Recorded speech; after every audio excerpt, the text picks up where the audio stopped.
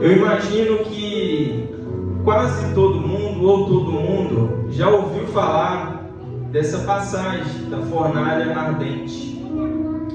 Mas muitos dos textos bíblicos, conhecidos, que nós às vezes pegamos ali um trechinho, é importante a gente contextualizar.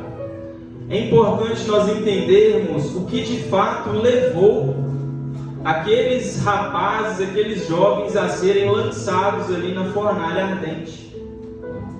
No início do livro do profeta Daniel, nos conta de um período de instabilidade que aquele reinado estava passando, o reino de Judá. O reino de Judá, ele sempre alternava ali, A história do povo de Deus, do povo de Israel, foi assim. Quando um governante piedoso, um governante obediente ao Senhor, governava, a nação ia bem, a nação era abençoada, a nação prosperava. E sempre que um rei maldoso, um líder impiedoso governava, a nação ela passava por dificuldades. E ali naquele momento, no reinado de Judá, não era diferente. O reino de Judá estava passando por uma certa turbulência política, estava passando por um momento de dificuldade, de decadência. Havia muitas guerras naquela região.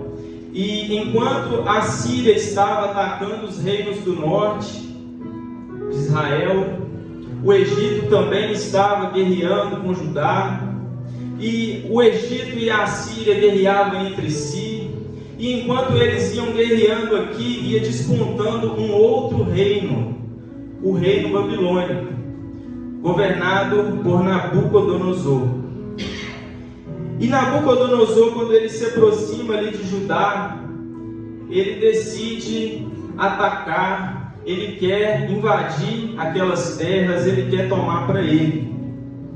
E a palavra do Senhor nos conta que Nabucodonosor, ele obtém sucesso nesse ataque.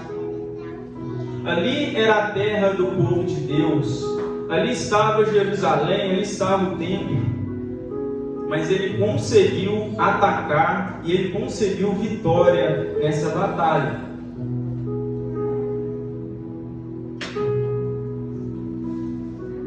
E quando Nabucodonosor ele consegue o objetivo inicial dele, que era vencer a guerra, obviamente, ele se apropria daquele território.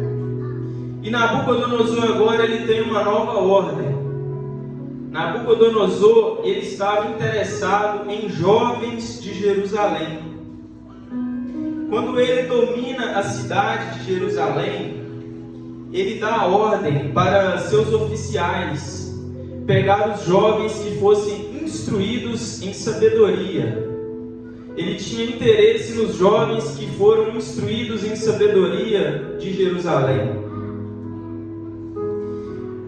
Nabucodonosor ele estava interessado em jovens inteligentes, porque ele sabia que ali em Jerusalém, aqueles jovens eles eram bem estudados, eles eram jovens inteligentes, eles tinham bom gosto, e esses jovens serviriam a ele no governo dele.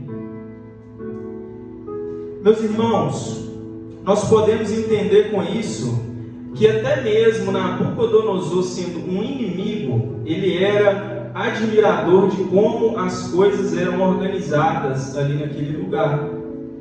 Ele era um admirador de como aqueles jovens cresciam em entendimento. E ele queria espelhar e ele queria absorver isso para o seu reino. E diante disso, eu te digo, meu irmão e minha irmã, o inimigo, ele não está interessado no que você tem. Tudo que eles tinham, Nabucodonosor já tinha dominado. Nabucodonosor já tinha conquistado a terra, a casa, ele tinha tudo. Mas o inimigo ele não está interessado no que você tem. O inimigo não está interessado no seu carro, na sua casa, no seu saldo bancário. O inimigo ele está interessado naquilo que você é. Porque você tem uma identidade perante Deus. Aleluia. Glória a Deus.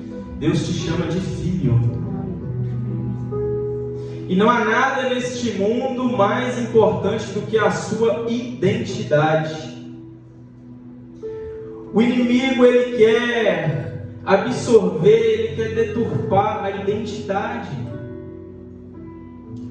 Quando Nabucodonosor pega esses jovens e leva cativo consigo, ele agora tem um novo plano que ele coloca em prática. Ele quer mudar o nome desses jovens.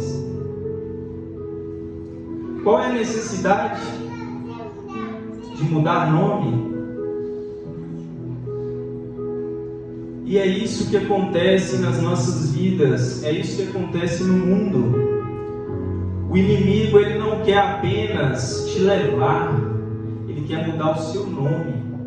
Ele não quer que você seja chamado mais de filho. A palavra nos revela aqui que Daniel foi chamado de Beltesazar, Misael foi chamado de Mesaque, Ananias foi chamado de Sadraque e Azarias foi chamado de Abednego, mais popularmente conhecido.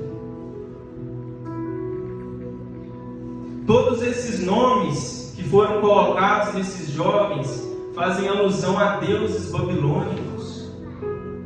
Você imagina jovens criados em Jerusalém ser chamados de nomes pagãos?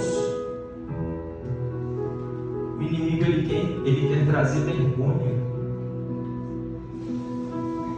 O inimigo ele quer te levar para a Babilônia e colocar um nome de vergonha sobre você. Ele quer que lá fora você seja conhecido pelo seu pecado. Ele quer que lá fora você seja conhecido como um desonesto. Ele quer que você seja conhecido como um corrupto.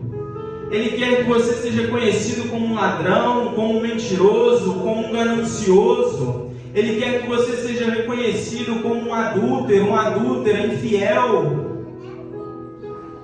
É isso que o inimigo quer fazer. Ele quer deturpar a identidade das pessoas. Mas aí Deus, Todo-Poderoso, Misericordioso, Ele entra na situação, Ele olha para você, Ele olha para mim e fala: olha, você não é mais reconhecido por este pecado, você não é mais reconhecido como um mentiroso, como um ladrão, como um desonesto. Eis que as coisas velhas se passaram e tudo se fez novo. Eu agora te chamo de filho, eu agora te dou uma identidade. Agora você é herdeiro da promessa, agora você carrega uma promessa consigo. E o inimigo ele tem raiva que você se aproprie da promessa, porque na palavra está escrito: eu vos dei autoridade para pisar na cabeça de serpentes e de escorpiões. E o inimigo não quer que você se aproprie do que é seu. Porque quando você tomar posição de filho, você vai causar problema para o inferno. E Deus nesta noite quer te chamar de filho. Deus quer que você tome posse. Receba a paternidade de Deus na sua vida. Porque no mundo espiritual funciona dessa forma. Quando o inimigo ele tenta com quem é filho, ele chega assim, ó, no mundo espiritual, ele pega a credencial aqui, ó, aí está escrito assim: Raí Xavier, filho do grande eu sou. Como que ele vai mexer?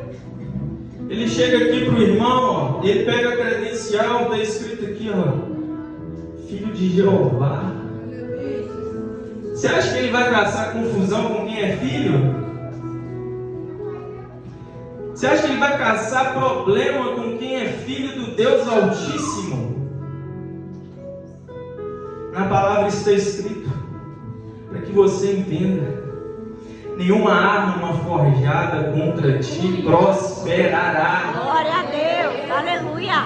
Nenhuma arma forjada contra ti prosperará. Eu creio. Porque Deus te livra, Deus te guarda, Ele cuida dos filhos queridos. Glória a Quem é o Deus. diabo para tentar contra filho de Deus, rapaz? Quem é o diabo?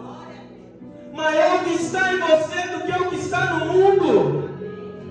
Nós precisamos, igreja, acordar. Às vezes a gente luta porque a gente não entende o básico.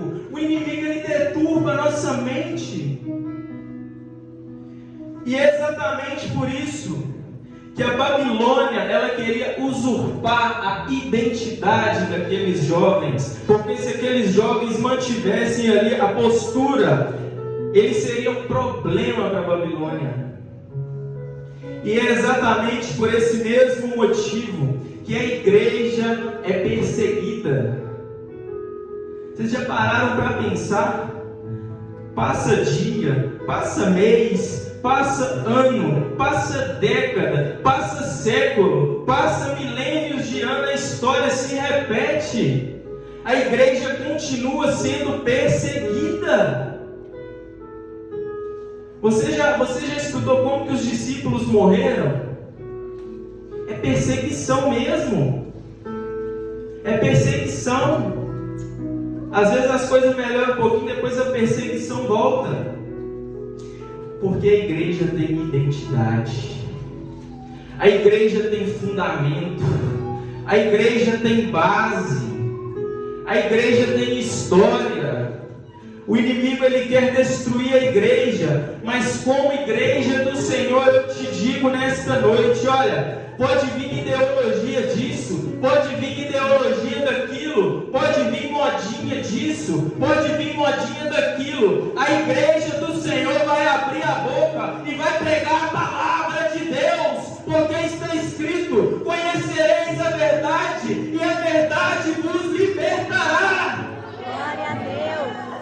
É a verdade que cura, é a verdade que liberta, é a verdade que restaura, é a verdade que transforma. E também está escrito assim, olha, pode passar céu, pode passar terra, mas a palavra de Deus não passa, a palavra permanece para sempre. E não importa o que o inimigo disse a seu respeito, o que importa é o que Deus tem para dizer a seu respeito, é as promessas de Deus sobre a sua vida. E Ele tem para você, Ele tem para mim, Ele tem para a igreja promessa de vida eterna. Glória a Deus. Oh, aleluia. Aleluias. Oh, glórias.